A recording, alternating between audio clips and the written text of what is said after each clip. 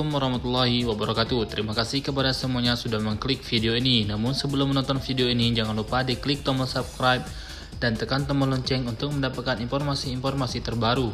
Setelah diusut kasus gugurnya 4 laskar FPI oleh pihak HAM berdasarkan hasil penyelidikan secara mendalam oleh Komisi Nasional Hak Asasi Manusia atau Komnas HAM, sah menyimpulkan bahwa terdapat pelanggaran HAM atas gugurnya 4 laskar Front Pembela Islam atau FPI yang ditembak oleh aparat kepolisian pada saat itu. Maka dari itu, pihak Komnas HAM merekomendasikan adanya proses hukum pidana terhadap para pelaku penembakan anggota laskar FPI tersebut.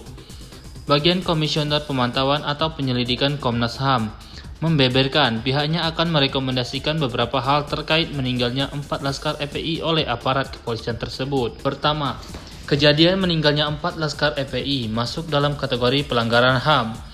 Maka dari itu, pihak Komnas HAM merekomendasikan kasus ini harus dilanjutkan dengan proses hukum dengan hukum pidana untuk mendapatkan kebenaran material lebih lengkap demi keadilan bagi semuanya. Mereka menyatakan proses hukum tidak boleh dilakukan secara internal, harus peradilan umum dan harus transparan, dan juga harus dilakukan secara pendalam penegakan hukum terhadap orang-orang yang ada di dalam mobil Avanza hitam B1759 PWI dan Avanza Silver B1278 KGB terkait penembakan yang dilakukan oleh polisi terhadap 4 laskar FPI. Komnas HAM menyebutkan kasus ini sebagai peristiwa Kerawang. Terkait peristiwa kilometer 50 ke atas, terdapat 4 orang masih hidup dalam penguasaan resmi petugas negara yang kemudian ditemukan tewas. Maka peristiwa tersebut bentuk termasuk pelanggaran HAM. Alasannya penembakan sekaligus 4 orang dalam satu waktu tanpa ada upaya untuk menghindari jatuh korban jiwa mengindikasikan ada tindakan unlawful killing terhadap laskar FPI. Kemudian Komnas HAM juga akan mengusut dugaan kepemilikan senjata api yang diduga digunakan oleh pihak FPI. Semenjak kejadian itu, Komnas HAM melakukan peninjauan langsung ke olah TKP Kerawang. Pada 8 Desember 2020, Komnas HAM sebelumnya telah membentuk tim penyelidikan sesuai mandat Komnas HAM. Pasal 89 Undang-Undang Nomor 39 Tahun 1999 tentang HAM sejak 7 Desember 2020. Dalam hasil peninjauan tersebut, tim penyidik menemukan beberapa benda di tempat peristiwa tersebut. Beberapa di antaranya 7 buah proyektil, 3 buah selongsong, bagian peluru, pecahan mobil, dan benda lain dari bagian mobil seperti baut. Komnas HAM juga meminta keterangan terhadap sejumlah pihak, antara lain pihak kepolisian, cyber, Nafis, dan petugas kepolisian yang bertugas hingga pengurus FPI. Komnas HAM juga mengalami bukti-bukti 9.942 video dan 137.000 foto yang berkaitan dengan insiden tersebut.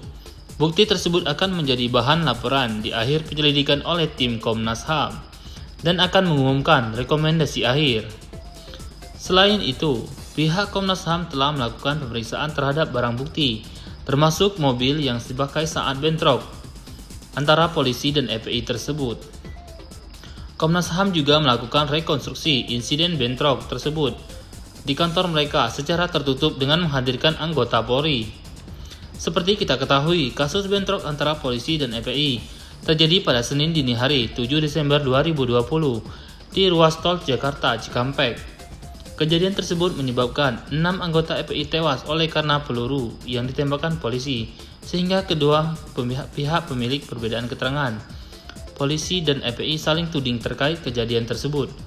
Masing-masing saling klaim mendapat serangan terlebih dahulu. Polisi juga mendalami dugaan pelanggaran tindakan pidana penyerangan dan melawan petugas.